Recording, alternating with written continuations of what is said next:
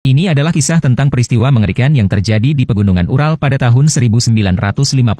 Sebuah ekspedisi untuk mencari tahu kebenaran tentang kematian sekelompok 9 pendaki 53 tahun yang lalu telah datang ke pegunungan ini untuk memulihkan keadaan. Ketika mereka tiba, kompas dan semua peralatan navigasi mereka gagal. Kemudian, masalah yang lebih serius terjadi. Menurut jarak tempuh, mereka sudah menempuh 400 km dalam 50 menit pertama perjalanan mereka. Kecepatan ini, belum lagi berjalan dengan 2 kaki, tidak mungkin bisa dilakukan bahkan dengan mobil di darat, dan rasanya sangat aneh bagi mereka semua. Karena hari sudah larut, mereka tidak berani pergi dan memutuskan untuk mendirikan kemah dan menunggu sampai pagi. Lisa merasa ada sesuatu yang aneh tentang apa yang terjadi pada siang hari, jadi dia dan rekan satu timnya menggunakan detektor radiasi di tangan mereka untuk mulai mencari kebenarannya. Tidak lama kemudian, ia menemukan tempat radiasi. Dia mengupas salju dari atas, yang segera mengarah ke pintu besi seram yang menurutnya akan mengungkapkan kebenaran tentang kematian tim pendaki. Ia mengatakan kepada rekan-rekan satu timnya untuk tidak memberitahu orang lain dan diam-diam kembali ke perkemahan untuk mengambil pujian. Pada saat itu, salah satu anggota tim mendengar suara keras dan keluar untuk melihat-lihat, tanpa menyadari bahwa itu adalah longsoran salju. Dia bergegas memberitahu kelompoknya untuk melarikan diri, tetapi pada saat mereka semua keluar, semuanya sudah terlambat.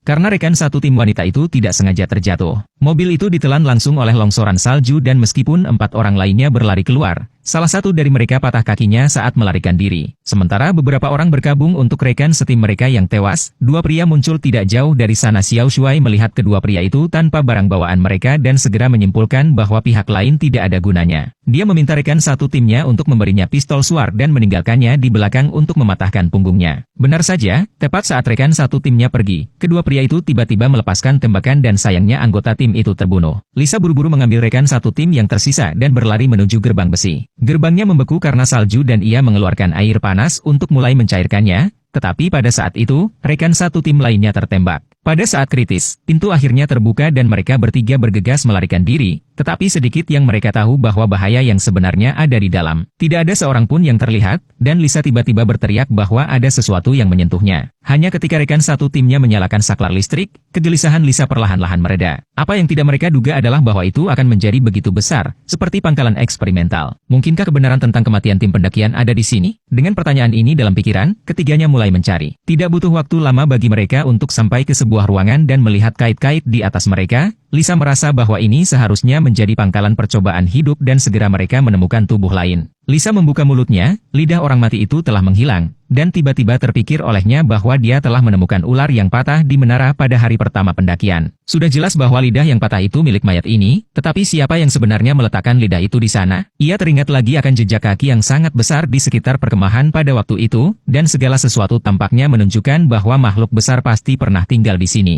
Pada saat itu tiba-tiba terdengar suara langkah kaki dari pintu sebelah dan Lisa langsung tegang sebelum dengan berani melangkah maju untuk memeriksa.